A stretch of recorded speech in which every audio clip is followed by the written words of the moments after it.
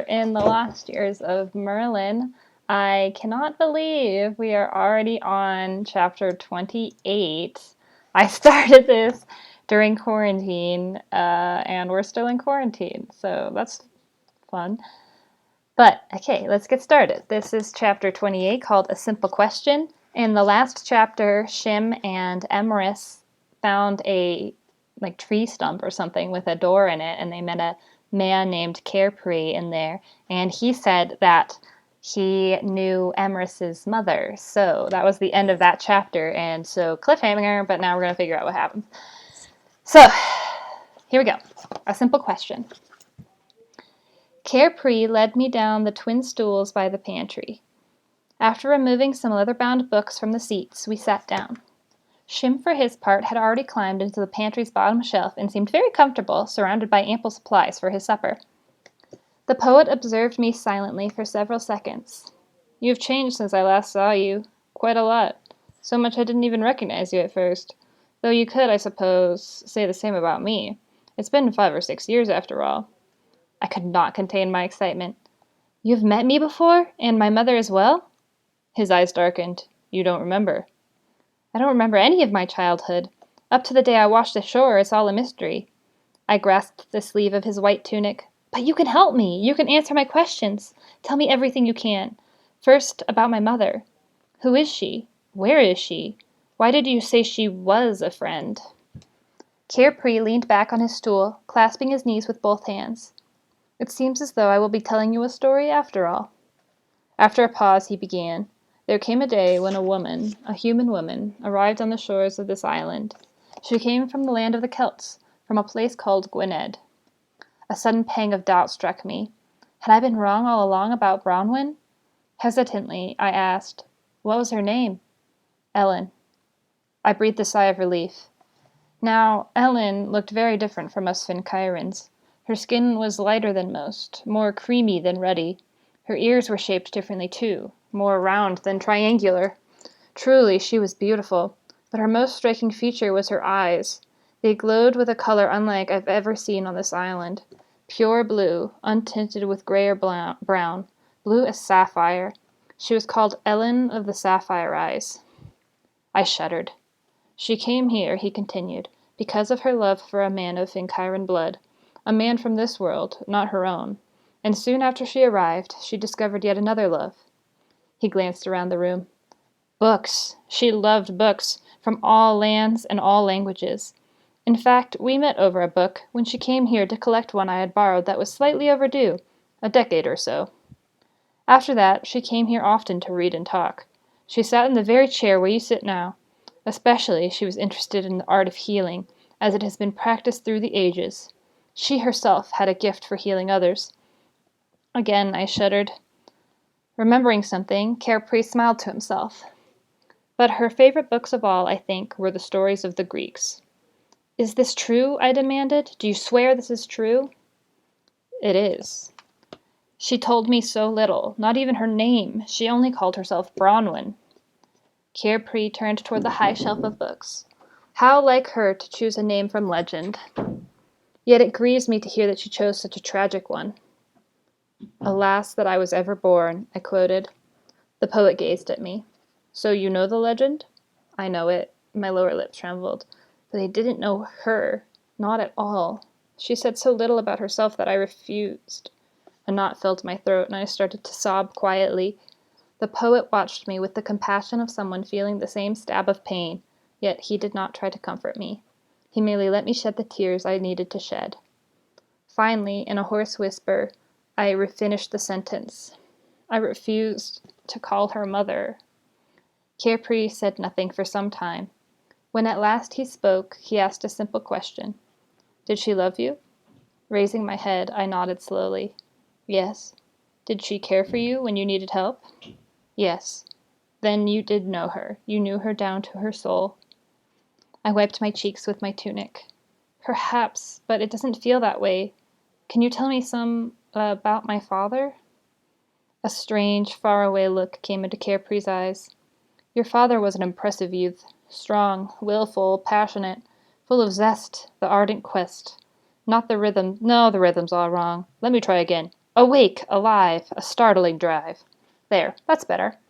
In our most ancient tongue, his name means tree climber, because as a boy he so enjoyed climbing trees.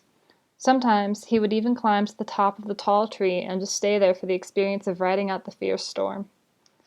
I laughed out loud, understanding more fully than the poet knew. Yet Tree Climber's childhood, I believe, was far from joyous.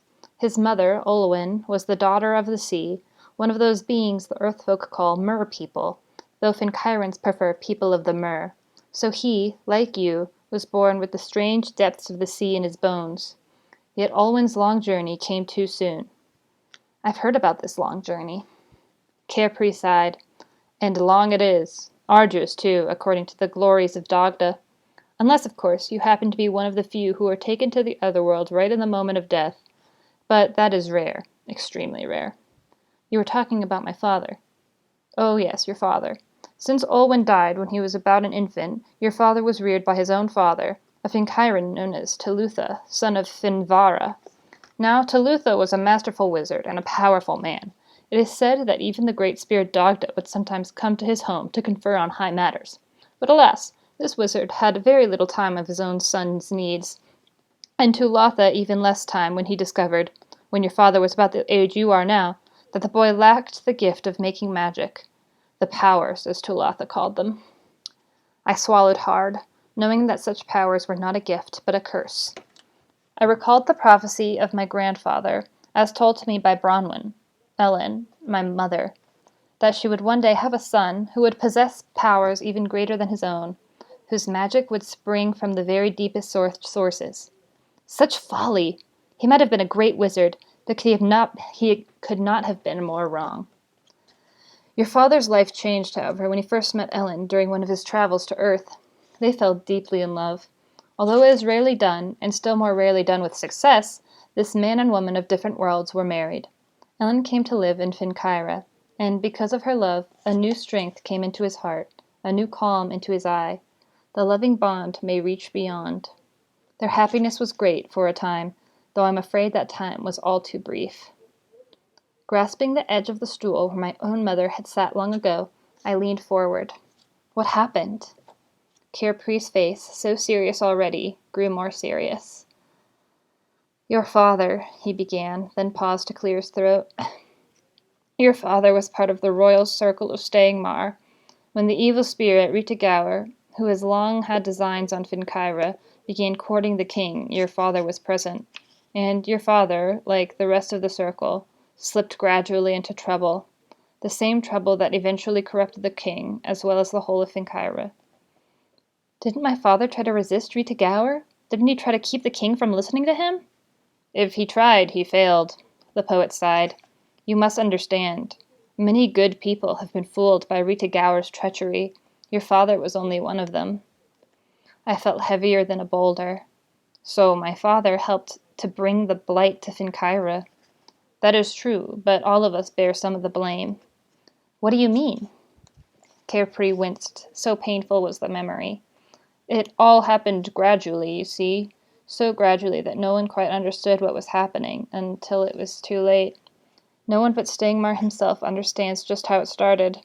All anyone knows is that somehow Rita Gower offered to protect the king in a time of need. To have refused this help would have placed the king, and therefore Finkaira, in some sort of danger. Rita Gower must have planned it out very carefully, because he made it almost impossible for the king not to accept his help, and Stangmar did just that. He paused to lift a small brown moth off his white collar and place it gently on top of a pile of books by his stool. That little one decision had led to a cascade of tragedies, one after another. When Rita Gower convinced Stangmar that his enemies were plotting to overthrow him, the king forged a questionable alliance with the warrior goblins and the shifting wraiths. Out of their dark crevices they crawled. Then came the rumors that the giants, Finkaira's most ancient people, had suddenly become dangerous. Not only to the king, but to the rest of us as well. So not many objected when Stangmar ordered the giants hunted down. Giants always seem so different to most people. Those of us who did object were either ridiculed or battered into silence. Next, Stangmar heeded Rita Gower's warning and began a campaign to cleanse the land of all the king's enemies, and to confiscate the treasures of Finkyra because they might somehow fall into enemy hands. Didn't anyone try to stop this? Some brave souls tried, but they were too few and too late. Stangmar stomped out any opposition, burning whole villages to the ground on the slightest suspicion of treason. Yet even that was preferable to what he did to the village of Caer Nathan. I jumped. You mean the town of the bards? Oh, you know it? Oh, what a loss, to our world and all the others. For ages beyond memory, the town has been a fountain of music and song, home to our most inspired storytellers, nurturess of generations of bards. Leon the Lame was born there. Pael wrote her first poem there. The Vessel of Illusion was composed there. I could go on and on. Here song is ever in the air, while story climbs the spiral stairs. With a nod I observed, the words on the sign. Quite so. They were written in truth, though now they are but a mockery. I should know, since I wrote them myself. He sighed. Caer Nathan was my birthplace as well. What happened there? Caedpri studied me sadly for a while. Of all the fabled treasures stolen by Stangmar, the sword deeper cut that can slice to the soul, the flowering harp that can call forth the spring, the cauldron of death that can end any life, the one most celebrated by bards throughout time was the Caller of Dreams. It was a horn with the power to bring wondrous dreams to life, and for centuries it was used only sparingly and wisely. But with the help of Rita Gower, Stangmar used it to punish Caer Nathan for harboring some who dared to oppose his policies. He called to life the most horrible dream ever beheld any bard, and inflicted it upon the entire town. Remembering the half-crazed eyes of the man with the spear, I was almost afraid to ask, "What dream was that?" The poet's eyes grew cloudy. Every man, woman, and child in that village would never speak, nor sing, nor write again. That the instruments of their souls, their very voices, would be silenced forever. His voice a mere whisper, he continued. By this time, no one was left to protest when Rita Gower urged Stangmar to destroy his own castle, the grandest yet most welcoming home any king or queen could ever ask for, including its library of books, a library more vast than my own by 1,000-fold. And why? On the grounds that it was not safe enough from attack. So Rita Gower, calling it a gesture of friendship, no doubt, built a new castle for Stangmar, a castle infused with his own evil power. Thus arose the shrouded castle, ever spinning on its foundation, from which spreads the impenetrable cloud that now darkens our sky and the terrible blight that now strangles our soil. He rubbed his chin. The castle is guarded by Rita Gower's own deathless warriors, the Gulliants. Their lives, if you can call them lives, for they are actually men whose bodies were raised from the dead by Rita Gower, will never end, at least not by mortal blows. For their lives are sustained by the very turning of the shrouded castle. So long as that castle keeps turning, they will remain there, performing deeds even darker than the shroud itself. I ached for Rhea. If she was still alive, she was probably in the bowels of that very castle. She would be at the mercy of the Gulliants and of Stangmar himself. What would become of her when he concluded that she neither could nor would help him obtain the Galator, the last treasure? I shuddered at the thought. And I despaired at the Grandaluce's belief that the only way to topple Stangmar was to destroy the shrouded castle. I might as well wish to sprout wings. Now you can see, Caedpri added, that Stangmar is truly the prisoner of Rita Gower, and as Stangmar is imprisoned, so are we all. Why hasn't Dagda intervened to stop all this? He is battling Rita Gower on other fronts, isn't he? That he is, in the other world as well as in this world, but Dagda believes, as Rita Gower does, that to win ultimately he must respect people's free will. Dagda allows us to make our own choices, for good or ill, so if Finkyra is to be saved, it must be saved by the Finkyrans. Whew. Okay, so that was the end of chapter 28. So we will read chapter 29 tomorrow, called Lost Wings. So come join me then. Bye.